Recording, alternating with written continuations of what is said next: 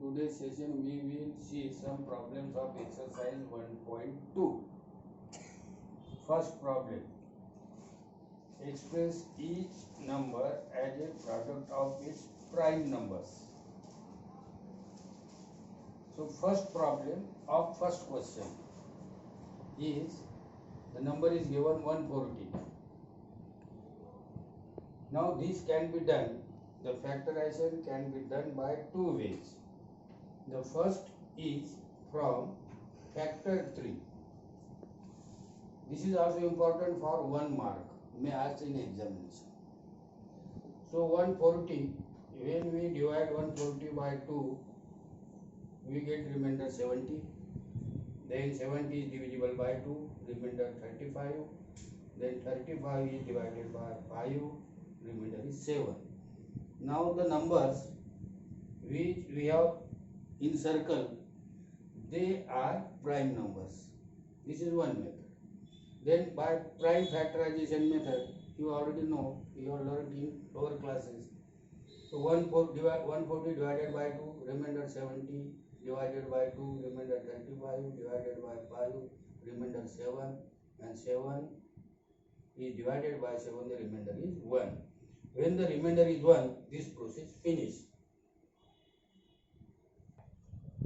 So 140 can be factorized as 2 into 2 into 5 into 7. Similarly, solve the remaining examples of exercise 1.2. Now, second problem. In second problem, we have to find out the LCM and HCF of two numbers. That is, we have already done in previous session.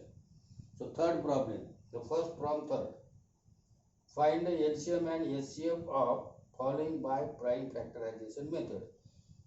Why we are repeating this problem? Because here the numbers are 3. Here we are asked to find the LCM and HCF of 3 numbers. So as usual, then find prime factorization as shown. 12 is equal to 2 into 2 into 3. So is equal to 2 raised to square into 3. 15 can be factorized as 3 into 5. 21 is equal to 3 into 7. These are all prime factorization. Then you know that the HCF is equal to product of smallest power of all common prime factors. So there is only one common factor 3 which has power 1. So HCF is equal to 3. Then LCM is equal to product of greatest power of all prime factors. You see one important point in factorization, there are common word. Here there is no common word. All prime factors. So HCF is equal to greatest power of 2 and 2 square into 3 into 5 into 7.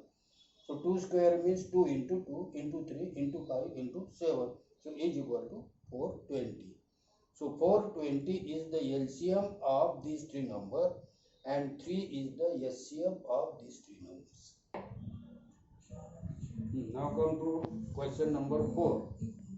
Given that the HCF of 306 and 657 is equal to 9, find the LCM of these two numbers. So we know that LCM into HCF is equal to product of two numbers. Now we are asked to find the LCM. So LCM is equal to, now HCF is given.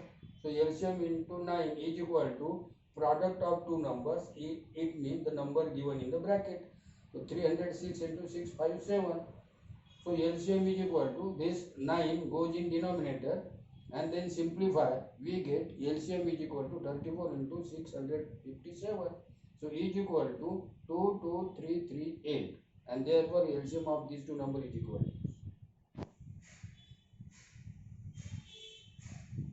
Question 5.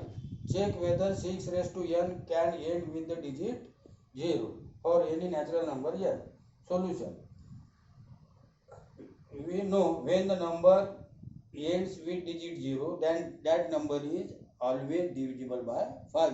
So write in this way, If 6 raised to n ends with 0, then it must have 5 as a factor. But in the prime factorization of 6 raised to n, there involve only 2 and 3.